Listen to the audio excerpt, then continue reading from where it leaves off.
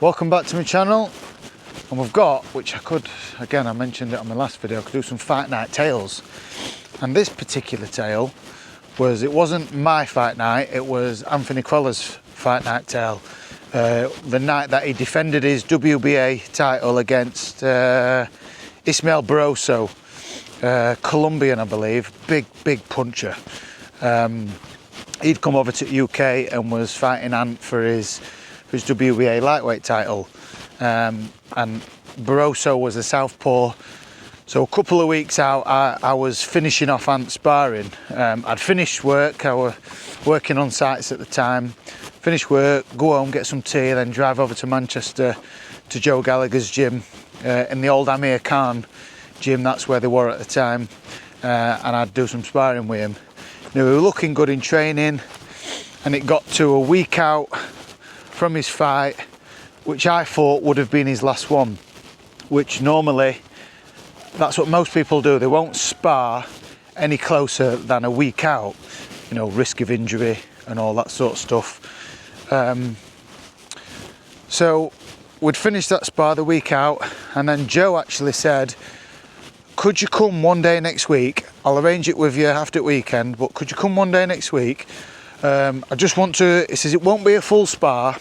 It'll just be like some tactics, like you stood in front of him and doing a couple of moves just to keep it fresh in Ant's head, well, obviously the boxing moves. Bit like that.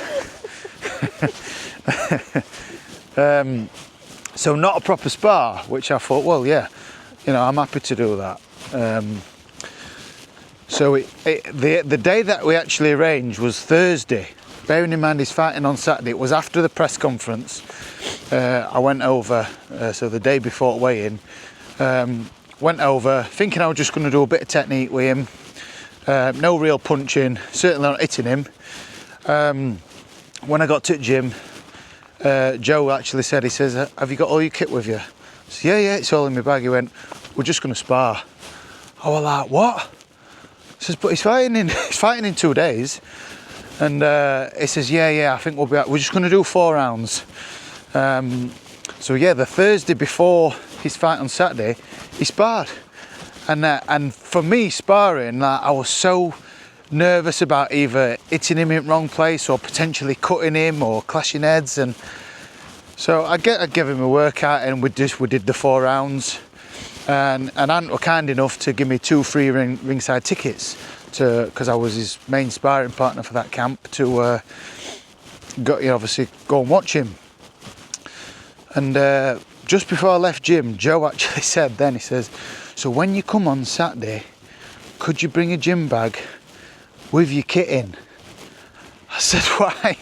He says, instead of me warming Ant up on pads before fight, I want you to spar with him. I was like, all right, yeah, I've not heard that one before. I'm 40 sparring, we're all complete, but he wants me to spar him before. I says, yeah, if that's what you want me to do. So I've got some nice white trousers on, blue shirt, ringside and that with my gym bag. And then Joe come and got me. He says, right, it's time now. So I didn't bring like a full kit, I just brought a spare change of top. So I walked into the changing room, Ant's there, or kitted up, gloves on. All his gym mates were there, Walt Smith brothers and everyone. They were quite daunting to walk in, because of that.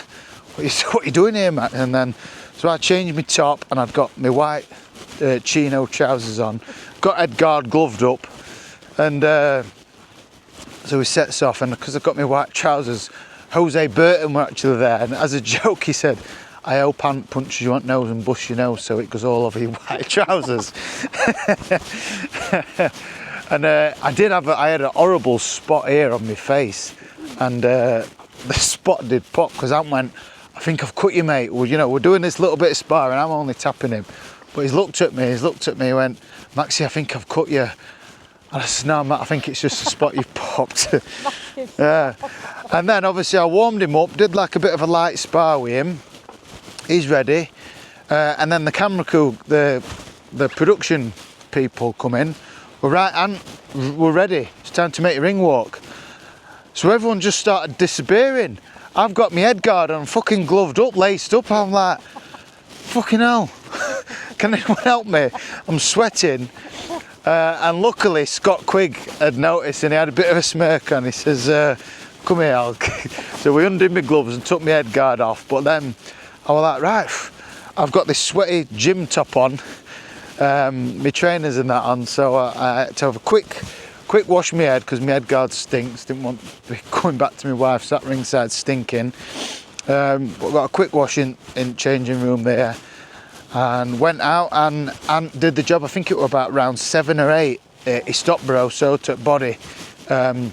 So I felt like my work, I'd helped him prepare the best he could, and he got his job done. So yeah, it was the strangest place I'd sparred. You know, sparring him 2 days out from a fight, and then obviously sparring him in changing rooms. But just like good memories, especially because he won. And you know, anyone who knows Crolla is a great lad. Did very well in his career, and I was proud to be part. And you know, so I helped him a little bit.